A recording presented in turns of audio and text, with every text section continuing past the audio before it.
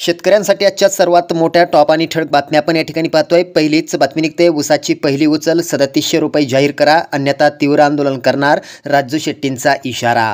पुढली मोठी बातमी निघते, शेतकऱ्यांसाठी केंद्र सरकारची नवी योजना, शेतकऱ्यांच्या खात्यात येणार 20,000 रुपये, शेतकऱ्यांना दिलासा। पुढली मोठी बातमी निघते, देशातील दूध उत्पादनात 4% वाढ, केंद्रीय मंत्र्यांची माहिती। पुढली मोठी बातमी निघते, सोयाबीन 5,000 रुपये प्रति क्विंटल, निवडणूक संपताच भाव वाढणार, शेतकऱ्यांना दिलासा।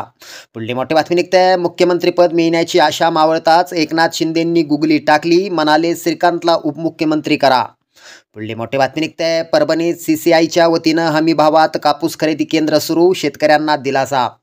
पुढली मोठी बातमी निघते, महाराष्ट्रातील 2 नव्या रेल्वे मार्गांची घोषणा, शेतकऱ्यांना होणार फायदा, केंद्र सरकारचा दावा। पुढली मोठी बातमी निघते, गोकुळसह पश्चिम महाराष्ट्रात दूध संघाकडून गाय खरेदी दरात 3 रुपयांची कपात, शेतकऱ्यांना झटका। पुढली मोठी बातमी निघते, कापूस उत्पादन घटले, वेचणीची मजुरी वाढली, शेतकरी हतबल।